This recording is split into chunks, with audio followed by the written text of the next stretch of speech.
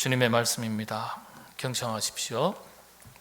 예수께서 예루살렘에 이르러 성전에 들어가사 모든 것을 둘러보시고 때가 이미 저물매 12 제자를 데리시고 베다니에 나가시니라. 이튿날 그들이 베다니에서 나왔을 때 예수께서 시장하신지라 멀리서 잎사귀 있는 한 무화과 나무를 보시고 혹 그 나무에 무엇이 있을까 하여 가셨더니 가서 보신즉 잎사귀 외에 아무것도 없더라. 이는 무화과의 때가 아님이라. 예수께서 나무에게 말씀하여 이르시되 이제부터 영원토록 사람이 내게서 열매를 따먹지 못하리라 하시니 제자들이 이를 듣더라. 아멘. 우리가 알고 있는 체코라는 나라가 있습니다. 한때는 공산 국가였지만은 이후에 민주 국가로 탈바꿈을 했습니다. 지금 이 체코라는 나라가 우리 개신교 개혁교회 교인들이 1% 혹은 2%밖에 되지 않습니다. 그런데 종교개혁 당시에 중세시대 때 이 체코라는 나라는 전 국민의 98%, 99%가 개신교 크리스찬들이었습니다. 참 대단한 나라였죠. 존 후스라는 이 종교개혁의 훌륭한 인물도 활동했던, 나고 자라고 활동했던 현장이 바로 체코라는 곳입니다. 이 체코가 낳은 세계적인 기독교 시인 한 사람이 있습니다.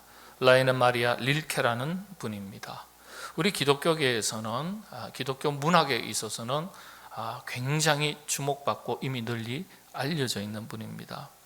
이분이 시를 썼는데 가을날이라는 시를 썼습니다. 우리나라에서도 널리 알려져 있습니다. 이 닐케라는 시인이 이 가을날이라는 시를 통해서 이런 얘기를 했습니다. 함부로 값싼 유대감을 맺지 말고 인간 성숙을 위해 깊은 내면의 고독의 시간을 가져라. 조금 어려운 말인 것 같지만 함부로 유대감을 갖지 말고, 다시 말하면 여기에 마음 두고 여기에 시간과 에너지를 투자하지 말고, 그게 사람이 됐던 어떤 일이 되었던 그런 것에 함부로 값싼 것에 대해서 유대감을 맺지 말고 인간 성숙을 위해서 깊은 내면의 고독의 시간을 가지라. 이 가을날이라는 시를 통해서 그렇게 이야기했습니다. 우리 내면에 또 이런 얘기를 했어요. 우리 내면 세계의 심장에 고독으로 꽉 채우라. 고독으로 꽉 채우라. 고독이 좋은가요? 안 좋은가요? 고독 별로 좋지 않은 것 같은데 고독으로 꽉 채우라. 이게 무슨 뜻일까요? 분주한 일상을 살아가느라 자기를 잃어버리고 세상의 흐름과 세속의 물결에 마음과 시간과 온 에너지를 빼앗기면서 살아가는 그것으로부터 잠깐 거리를 두고 자신의 내면을 깊이 들여다볼 수 있는 그런 시간을 가지라, 이런 뜻이죠. 혹시 내 안에 쓰레기와 같이 오염된 것은 없는지, 어긋난 것은 없는지, 우리 그리스도인이라면 얼마나 내가 신앙생활을 건강하게 잘하고 있는지, 우리가 그런 걸 다 돌아보라는 얘기죠. 참 훌륭한 기독교 시인인데 겨우 51살에 백혈병으로 생을 마쳤습니다. 이 시인 릴케가 이야기하기를 이 가을을 내면세계 성숙의 시기라고 그렇게 설명을 했습니다. 내면세계의 성숙의 시기. 흔히 이 가을을 추수의 계절, 열매의 계절이라고 말하지 않습니까? 영적으로 보면 열매는 성장과 성숙에 대한 의미를 담고 있습니다. 성경은 특별히 신약 성경은 열매 이야기가 참 많이 기록되어 있어요. 포도나무 열매, 무화과나무 열매, 감람나무 열매, 이런저런 열매 이야기가 많이 기록되어 있어요. 오늘은 가을을 맞이하면서 이미 가을은 입추는 벌써 시작했지만은 아침 저녁으로 이제 완연한 가을을 느낄 수 있는 이 점을 맞이하면서 우리가 열매가 익어가듯이 우리 자신의 내면 세계의 영적인 성장과 성숙을 이 열매 이야기를 통해서 한번 살펴보도록 하겠습니다. 예수님과 제자들이 예루살렘 성전을 둘러보시고 날이 저물 때 베다니 지역을 막 벗어나셨습니다. 그때 시장하셨던 모양이에요. 배가 부른 차에 무화과 나무 한 그루를 보게 되셨어요. 보니까 잎이 무성한 거예요. 근데 가서 보니까 열매가 하나도 없는 거예요. 그런 무화과 나무를 보시고 주님께서 화가 나셨는지 저주를 해버렸어요. 이내 말라 죽었다. 성경 그렇게 기록하고 있습니다. 너무 시장하셔가지고, 시장하면요 화가 나는 사람도 있거든요. 짜증내는 사람도 있거든요. 예, 그런 분이 있어요. 예, 예, 배가 고프면 막 갑자기 막 짜증내는 남편들이 있습니까? 아내들이 있습니까? 예, 그런 분들이 있어요. 예수님께서 그러신 분이 아닌데, 그런데 열매 구하다가 열매 없으니까 확 김에 그냥 말라 죽어버려라. 이래서 죽어버렸나? 그걸 생각할 수도 있는 거예요. 근데 성경이 참 의미 있는 말씀을 기록했어요. 여러분들 보시면은 이는 무화과의 때가 아님이라, 이 문구가 13절의 끝자락에 딱 기록되어 있어요. 무화과 때가 아니래요. 무화과 때가 아닌데 열매를 찾으시고 열매가 없으니까 그 나무를 저주하셔서 말라 죽게 하셨다는 이 이야기, 우리가 볼 때는 조금 상식의 기준을 벗어나는 얘기 같기도 해요. 좀 억지스러운 얘기 아닐까 이런 생각도 듭니다. 근데 과연 주님께서 상식 밖의 감정적인 이상 행동을 하신 거예요? 아니죠. 결론부터 말씀드리면 그게 아닙니다. 이스라엘 지역의 무화과 나무는 대략 3, 4월경에 나뭇잎이 핍니다. 3, 4월경에 나뭇잎이 피니까요, 당연히 꽃과 열매는 그 이전부터 피고 맺는 거예요. 이 무화과는 꽃열매라 그럽니다. 꽃의 열매라기보다는 꽃이 마치 우리가 생각할 때는 열매처럼 된 거예요. 그런데 놀랍게도 다른 대부분 유실수는요, 이 나뭇잎이 다 무성하게 피고 난 다음에 꽃을 피우고 대체로 그래요. 그리고 나서 열매를 맺습니다. 뭐 살구라든지 이런 몇몇 종류의 나무를 제외하고서는요, 대부분 나뭇잎이 다 피고 무성하고 그 다음에 꽃을 피우고 열매를 맺는 과정을 거칩니다. 그런데 무화과 나무는 전혀 달라요. 나뭇잎이 이렇게 자라기 전에 먼저 열매부터 맺는 거예요. 꽃부터 맺는 거예요. 근데 그래서 이 잎이 무성했다는 이 말은요, 이미 그 이전에 꽃이 피고 열매를 맺어서 4월쯤에는 잘 익은 열매와 함께 잎이 무성해야 되는 거예요. 이게 정상입니다. 그런데 잎만 무성했다고 성경은 기록하고 있습니다. 그러니까 주님이 이상한 게 아니라 무화과 나무가 이상한 거예요. 참 이 무화과 나무, 두 가지 문제가 있습니다. 첫째는 열매가 없다는 거예요. 두 번째는요, 병든 나무라는 점입니다. 병들었다. 생명력을 잃어버린 나무라는 거예요. 그걸 이야기하는 겁니다. 나무의 유실수에, 과실수에 열매가 없다는 것은 그 나무가 무슨 쓸모가 있습니까? 죽은 나무나 다름없는 거죠. 무화과 나무 열매는요, 당시 이스라엘 백성들에게는 식량으로 사용되던 유실수입니다. 특별히 먼 길을 갈 때 건 무화과 나무 열매, 건 포도.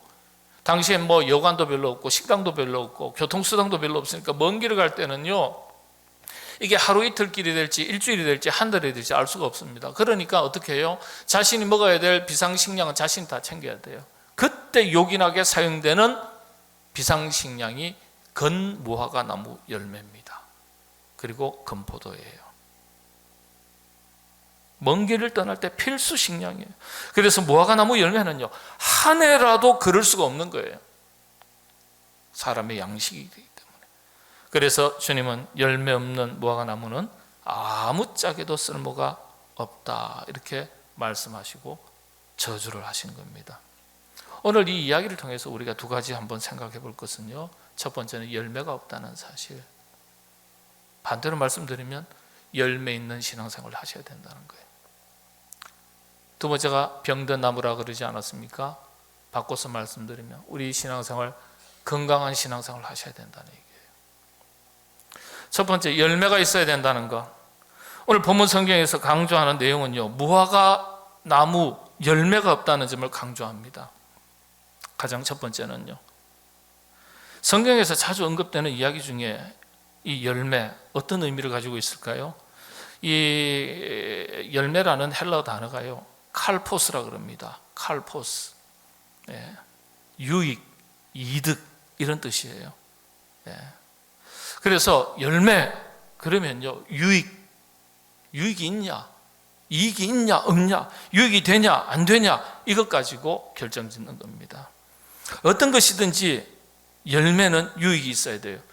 유익이 없는 열매는 열매가 더 이상 열매가 아니에요. 누구의 유익을 말합니까? 성경적 기준으로 영적으로 볼 때는 하나님께 영광, 기쁨, 그게 유익이에요. 하나님께니까 곧 교회 공동체, 신앙의 공동체의 유익이 되냐, 기쁨이 되냐, 안 되냐, 이걸 말합니다. 두 번째는 유익이 되냐 안 되냐 얘기할 때 우리 자기 자신에게 유익이 되냐 안 되냐.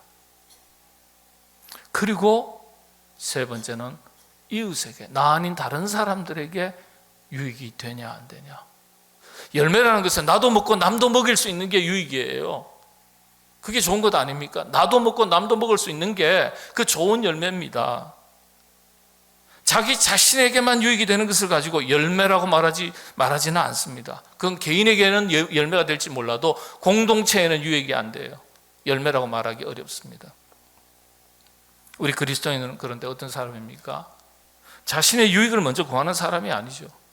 자신의 유익을 구하지 않는 것이 아니라 영적인 순서에 따라서 유익을 먼저 구하는 사람들이에요. 이게 그리스도인들이에요. 영적인 유익이 있냐 없냐. 우리가 그리스도인으로서 이 땅을 살아간다는 것은 나에게도 물론 유익이 되어야 되겠지만은 우리가 그리스도인으로서 내가 속한 공동체에도 유익이 될 수 있어야 돼요. 그래야 그게 진짜 열매가 되는 거예요. 그래야 열매로 사는 것입니다. 사도 바울을 통해서 주신 주님의 말씀이 이렇습니다. 에베소서 5장 8절에서 11절 말씀인데요, 제가 봉독해 드립니다. 너희가 전에는 어둠이더니 이제는 주 안에서 빛이라. 빛의 자녀들처럼 행하라. 빛의 열매는 모든 착함과 의로움과 진실함에 있느니라. 주를 기쁘시게 할 것이 무엇인가 시험하여 보라. 너희는 열매 없는 어두움의 일에 참여하지 말고 도리어 책망하라. 열매 있는 일을 행하라는 거예요. 열매 없는 일을 행하지 말라. 우리에게 열매 없는 일에 참여하지 말라고 말씀하셨어요. 열매는 말씀드린 대로 이익이라고 했어요. 개인의 유익을 넘어서 그리스도의 몸된 공동체의 유익이 되고, 때로는 먼저 구하고, 그러니까 하나님께 영광, 기쁨이 되는 것 이외에 두 번째, 세 번째 유익이 되는 것, 나에게 유익이 되고 이웃에게 유익이 되는 것, 이 두 번째, 세 번째는 왔다 갔다 할 수 있어요. 상황에 따라서. 때로는 우리가 공동체 유익을 먼저 구해야 될 때가 있고, 때로는 마음은 그렇지 않아도 나의 유익을 나중으로 뒤로 돌려야 할 때가 있습니다. 때로는 나의 유익을 앞세울 때가 있기도 하지만은 때로는 또 공동체 유익을 뒤로 돌릴 때도 있겠죠. 어쨌든 열매는 유익입니다. 기쁨이에요. 주를 기쁘시게 할 것, 하나님의 기쁨이 되는 열매 있는 삶을 살아갈 것을 요청하고 있는 것입니다. 이를테면 영적인 유익을 먼저 구하도록 권면하시는 거예요. 아무리 세상 유익이 크다 해도 영적 유익이 되지 않거나 영적 유익을 가로막거나 해하는 것이라면 하나님 보실 때 그건 헛된 유익이 될 수 있습니다. 헛된 유익이에요. 영적 유익이 우리 삶의 기준이 되어야 되는 거예요. 한번 생각해 보시기를 바랍니다. 성경은요, 이 열매 얘기를 하면서 우리 자신이 곧 하나님 앞에서 열매와 같은 존재인 것을 확인시켜 주시는 거거든요. 그러니까 우리가 열매로서 나는 우리가 속한 공동체에서 기쁨이 되는가, 아니면 근심이 되는가, 나의 삶의 태도와 자세와 내용과 삶의 방식이 나 자신은 물론이고 내가 속한 공동체 속에서, 교회 안의 공동체는 물론이고 교회 밖 공동체에서도 유익이 있는 존재로 내가 살아가고 있는가? 그런 그리스도인으로 살아가고 있는가? 더 나아가서는 하나님께 기쁨이 되는 사람으로 살아가고 있는가? 한번 생각해 보셔야 돼요. 우리 모두 우리 자신의 삶의 현장에서, 공동체 안에서, 특별히 신앙의 공동체 안에서도 마찬가지입니다. 좋은 열매와 같은 그리스도인으로서, 성도로서, 일꾼으로서, 유익한 존재로서 살아가시게 되기를 바랍니다. 그래서요, 우리가 서로 바라볼 때, 야, 저분은 우리 교회에 꼭 필요한 분이지, 유익한 분이지, 우리에게 기쁨이 되는 분이지, 여러분 이 소리 듣고 살아가셔야 합니다. 이게 그분에게 복이고 공동체의 복입니다. 이런 소리를 듣는 사람에게 하나님은 복의 복을 더하시는 거예요. 왜냐? 그 분 자체가 열매이기 때문에 그렇습니다. 유익이 되는 거예요. 열매가 없어서 주님께서 저주하셨다는 이야기가 그래서 다른 얘기가 아닙니다. 우리 자신의 얘기가 되는 거예요. 예. 우리도 그렇잖아요. 가정에서. 예. 내가 우리 가정에서 가족들에게 기쁨이 되고 있냐? 한번 생각해 보셔야 돼요. 내 아내, 내 남편에게 기쁨이 되고 있냐? 우리 자녀들이 참 좋아하는 부모가 되고 있냐? 우리 아버지 만나는 거 피곤해. 그럼 실패한 아버지예요. 잘한 것 같으나 아니요, 실패한 거예요. 요즘 시중에 떠도는 이야기 잘 아실 텐데 제가 말씀드릴게요. 한 아내가 남편에게 전화가 옵니다. 전화가 오는데 핸드폰을 착 열어요. 예. 보통은 이름을 뭐라고 기록해 두십니까? 내 남편, 서방님, 여러 가지 표현들이 있죠. 여러분 어떻게 오늘 가셔가지고 우리 남편분들은 아내 되시는 분들한테 여보 내가 당신한테 전화하면 당신 어떻게 기록해서 한번 보여줘 한번 해보세요. 근데 어떻게 해요? 목사님 이런 얘기는 이제 그만하시면 좋겠어요. 맨날 우리 남자들이요 안 그래도 힘든데. 그렇죠. 우리 이 남편들이요 살아가려고 살아내려고 온갖 스트레스 다 받아가면서 스트레스 참아가면서 열심히 땀 흘리고 애쓰고 직장생활 사업하고요 보통 고단한 게 아닌데 남편들 그런 남편들을 위해서 참 좋은 얘기 해주셔야 돼요. 근데 아내들이 다 펴는데 서방님하고 내 남편 이런 거 이렇게 적어놓으면 좋은 거예요. 내 인생의 걸림돌, 장애물, 이거 인터넷 가서 찾아보세요. 혹시나 싶어서 제가 찾았어요. 실제입니다. 실제. 근심덩어리 이런 게 실제 있어요. 여러분 아내들이요 절대 그런 말 하시면 안 돼요. 지금 남편들이 얼마나 많은 스트레스 속에서 울고 싶어도 울지 못하고 숨고 싶어도 숨지 못하고 쉬고 싶어도 쉬지 못하면서 살아가는데 거기에다 대가지고 근심덩어리, 골칫덩어리, 내 인생의 장애물 그런 거 보시면 남편들이요 핸드폰 뺏어가 던져버리세요. 깨버려요. 그러면 안 돼요. 그러면 안 돼요. 그렇잖아요. 그래도 목사님 하는 거 보면 마음에 안 들어요. 그래? 그러면 이름 바꾸세요. 나의 기도 제목. 이렇게 그냥 순화시켜서 나의 기도 제목. 이렇게만 기록하세요. 예. 참 부부지간에도 서로 기쁨이 되고 부모 자식 간에도 볼 때마다 감사의 제목이다, 고맙다 이런 얘기가 나와야 돼요.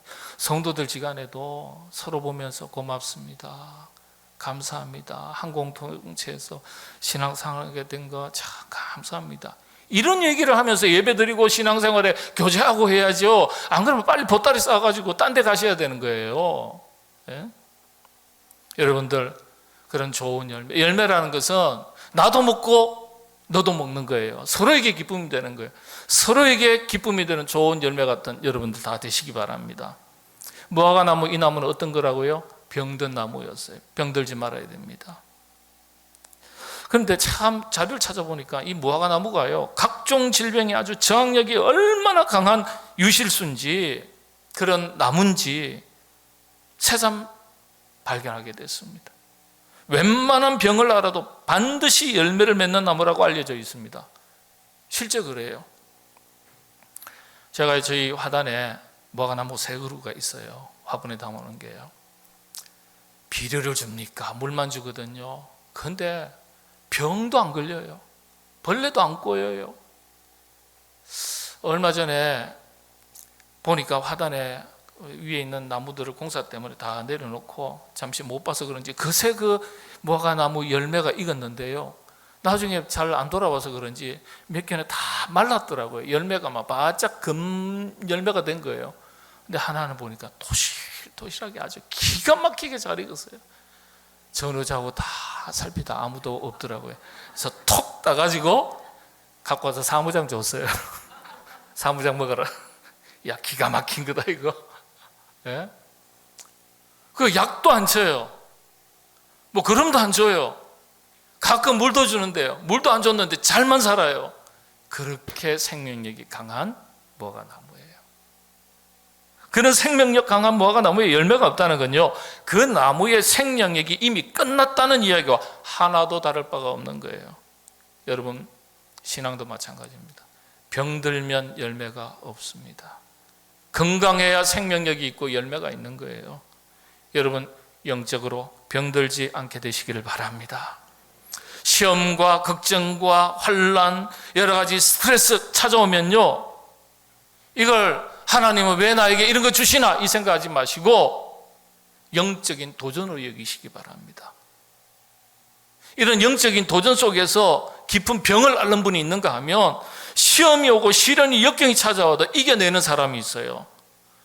자그마한 스트레스, 시험이 오면 확 무너지는 사람이 있어요. 감정이 춤을 춰요. 널뛰기를 해요. 그렇게 신앙 좋은 줄 알았더니 별거 아니네요. 요동치 않아야 되는 거예요. 요동치 않아야 돼요. 여러분, 시련과 환난, 영적인 도전, 시험들은요, 건강한 사람에게나 연약한 사람에게나 다 찾아오는 거예요. 누구에게나 찾아오는 거예요. 중요한 건 내가 이겨내느냐 못 이겨내느냐 이 차이뿐이에요. 지면 병드는 거예요. 이겨내야 내 삶에 열매가 있는 거예요. 병들지 않고 열매 있는 좋은 나무가 되기 위해서 그래서 몇 가지 조건이 필요해요. 가장 우선한 조건이 몇 가지가 있는데, 뿌리가 튼튼해야 되고 자양분 공급이 잘 돼야 되고요. 그렇지 않겠어요? 기초적인 거예요. 신앙도 마찬가지입니다. 그래서 주님께서 이렇게 말씀하셨어요. 베드로후서 1장 4절에서 7절인데 쭉 한번 읽어드리겠습니다. 이로써 그 보배롭고 지극히 큰 약속을 우리에게 주사 이 약속으로 말미암아 너희가 정욕 때문에 세상에서 썩어질 것을 피하여 신성한 성품에 참여하는 자가 되게 하려 하셨느니라. 영적인 건강성을 이야기하는 신성한 성품. 그러므로 너희가 더욱 힘써 너희 믿음의 덕의 지식을, 지식의 절제를, 절제의 인내를, 인내의 경건을, 경건의 형제 우애를, 형제 우애의 사랑을 다하라. 이런 것이 너에게 있어 흡족한 즉 너희로 우리 주 예수 그리스도를 알기에 게으르지 않고 뭐라고요? 열매 없는 자가 되지 않게 하려니와. 다시 말씀을 드리면 우리 신앙생활에 열매 있는 자가 되기를 원한다, 그런 뜻입니다. 방금 읽어드린 말씀 중에 경건의 형제 우애를,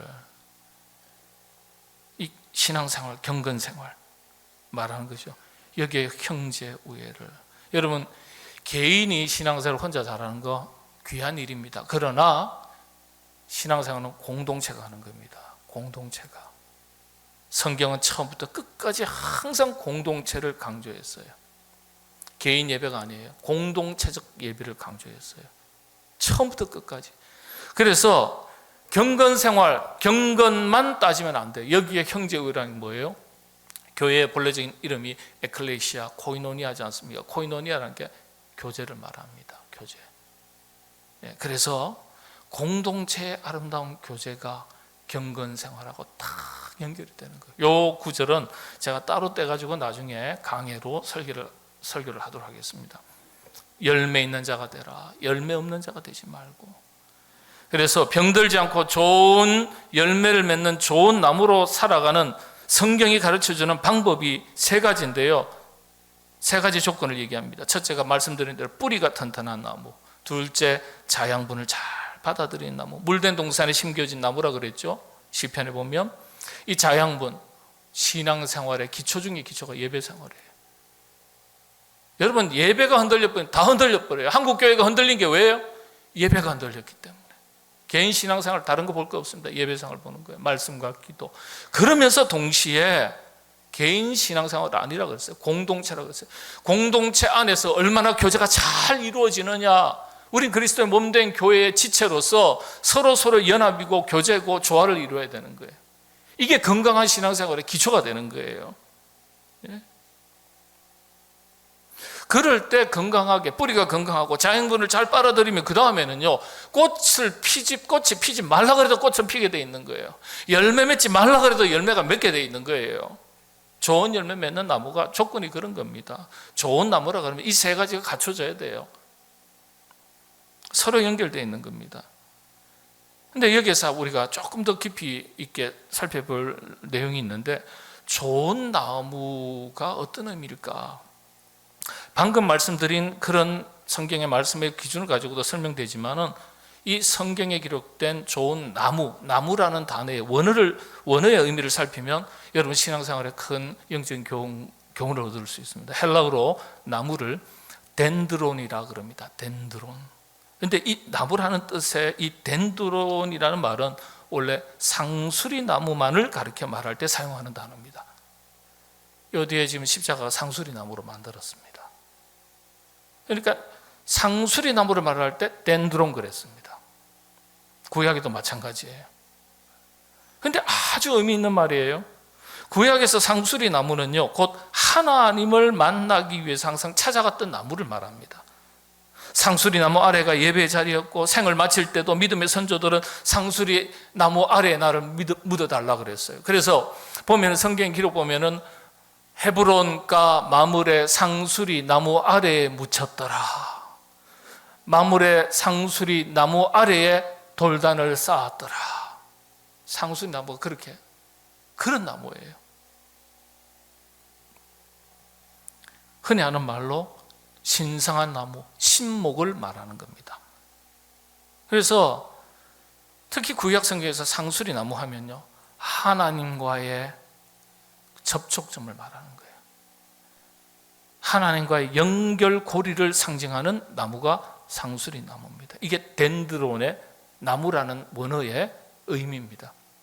그래서 성경에서 말할 때 좋은 나무는요, 어떤 나무입니까? 좋은 나무는 하나님과의 바른 관계를 잘 맺고 연결이 되어 있는 나무가 좋은 나무예요. 여러분 다 나무예요. 그러면 좋은 나무가 되기 위해서는 열매는 그 나중 문제예요. 꽃은 나중 문제예요. 누구와 연결이 잘 되어 있어야 된다고요? 하나님과 내가 연결이 잘 되어 있어야 돼요. 잘 되어 있어야 돼요.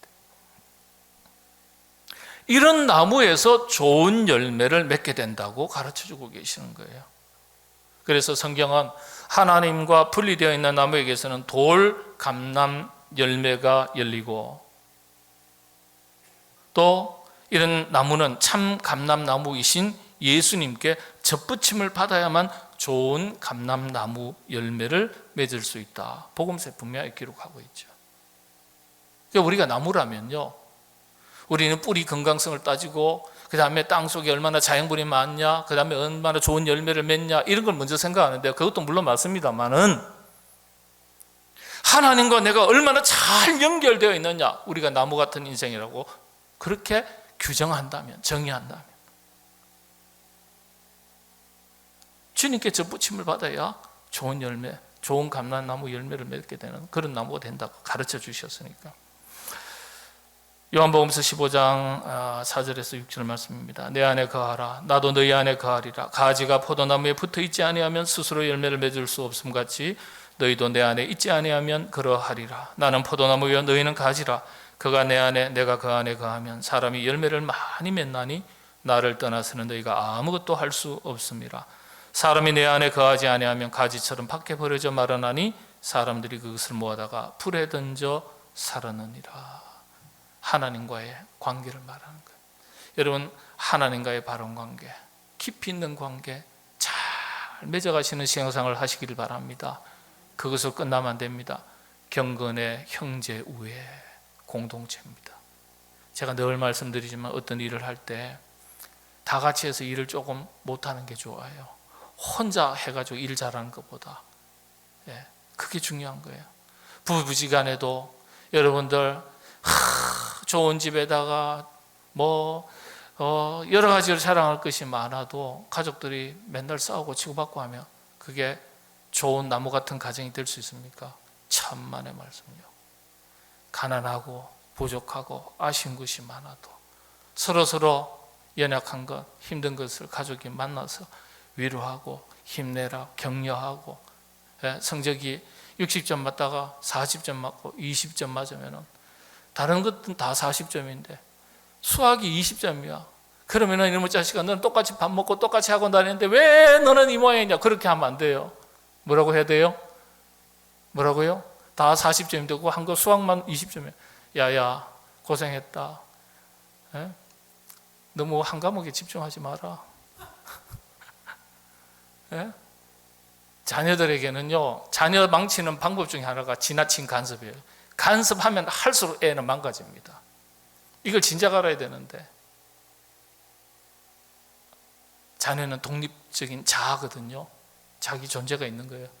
그 자기를 잘 발전시켜 나갈 수 있도록 격려하고 위로하고, 이게 참 중요하거든요. 칭찬하고 격려하는 게.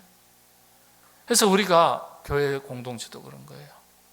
서로 오손도손 아주 화목한 교회, 그게 진짜 건강한 나무 같은, 좋은 나무 같은 교회가 되는 겁니다. 여러분, 좋은 나무가 되어 살아가시게 되기를 바랍니다. 마태복음 7장 16절에서 20절 말씀의 마지막 구절만 제가 읽어드립니다. 이름으로 그들의 열매로 그들을 알리라. 열매로 그들을 알리라 그러셨죠. 아니요, 성경 본문은 열매 이야기를 계속 했는데 알고 보니까 열매 얘기하신 게 아니라 주님께서는 우리들은 뭐라고요? 좋은 나무 되라고 하신 거예요. 좋은 나무가 되면, 심지어 또 읽을게요. 그들의 열매로 그들을 알지니 가시나무에서 포도를 또는 은근키에서 무화과를 따겠느냐?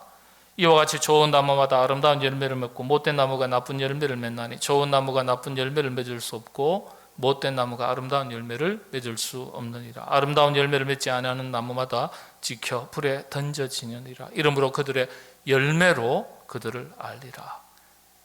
여러분, 이게 열매 얘기가 아니에요. 좋은 나무가 먼저예요. 좋은 나무. 좋은 나무가 되면 좋은 열매 맺는다는 얘기예요. 나쁜 나무에서 좋은 열매 기대할 수 없다는 거예요. 그러니까 열매 얘기하기 전에 좋은 나무 되라는 거예요. 좋은 나무와 같은 교회 되고 좋은 나무와 같은 그리스도인 되라는 얘기예요. 여러분들 좋은 나무와 같은 하나님의 사람들 되시기를 바랍니다. 우리 교회가 그런 교회가 될 수 있기를 바랍니다. 근데 열매 얘기하다가 좋은 나무가 먼저다 하셨는데 거기에서 끝난 줄 알았어요. 그런데 보니까요, 좋은 나무 되는 것보다 더 중요한 게 한 가지가 있었어요. 그건 다음 주에 하겠습니다. 다음 주에 꼭 빠지지 마시고, 이제 여름 휴가 다 끝났잖아요.